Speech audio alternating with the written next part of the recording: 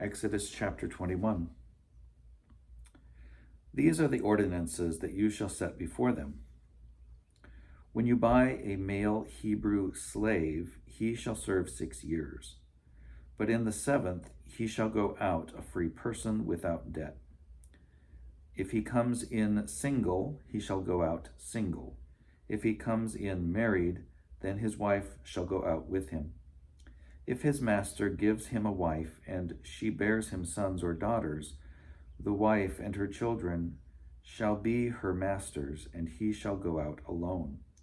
But if the slave declares, I love my master, my wife, and my children, I will not go out a free person, then his master shall bring him before God. He shall be brought to the door or the doorpost, and his master shall pierce his ear with an awl, and he shall serve him for life. When a man sells his daughter as a slave, she shall not go out as the male slaves do. If she does not please her master who designated her for himself, then he shall let her be redeemed. He shall have no right to sell her to a foreign people, since he has dealt unfairly with her. If he designates her for his son, he shall deal with her as with a daughter. If he takes another wife to himself, he shall not diminish the food, clothing, or marital rights of the first wife. And if he does not do these 3 things for her, she shall go out without debt, without payment of money. Whoever strikes a person mortally shall be put to death. If it was not premeditated, but came about by an act of God, then I will appoint for you a place to which the killer may flee. But if someone willfully attacks and kills another by treachery, you shall take the killer from my altar for execution. Whoever strikes father or mother shall be put to death.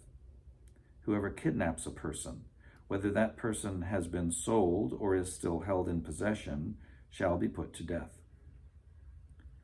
Whoever curses father or mother shall be put to death. When individuals quarrel, and one strikes the other with a stone or fist, so that the injured party, though not dead, is confined to bed, but recovers and walks around outside with the help of a staff, then the assailant shall be free of liability except to pay for the loss of time and to arrange for full recovery. When a slave owner strikes a male or female slave with a rod and the slave dies immediately, the owner shall be punished. But if the slave survives a day or 2, there is no punishment, for the slave is the owner's property. When people who are fighting injure a pregnant woman so that there is a miscarriage, and yet no further harm follows, the one responsible shall be fined what the woman's husband demands, paying as much as the judges determine. If any harm follows, then you shall give life for life, eye for eye, tooth for tooth, hand for hand, foot for foot, burn for burn, wound for wound, stripe for stripe. When a slave owner strikes the eye of a male or female slave, destroying it, the owner shall let the slave go a free person to compensate for the eye. If the owner knocks out a tooth of a male or female slave, the slave shall be let go, a free person, to compensate for the tooth. When an ox gores a man or a woman to death, the ox shall be stoned, and its flesh shall not be eaten, but the owner of the ox shall not be liable. If the ox has been accustomed to gore in the past, and its owner has been warned but did not restrain it, and it kills a man or a woman, the ox shall be stoned, and its owner also shall be put to death. If a ransom is imposed on the owner, then the owner shall pay whatever is imposed for the redemption of the victim's life. If it gores a boy or a girl, the owner shall be dealt with according to this same rule.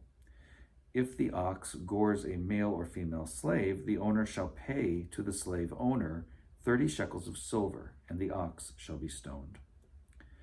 If someone leaves a pit open or digs a pit and does not cover it, and an ox or a donkey falls into it, the owner of the pit shall make restitution, giving money to its owner, but keeping the dead animal.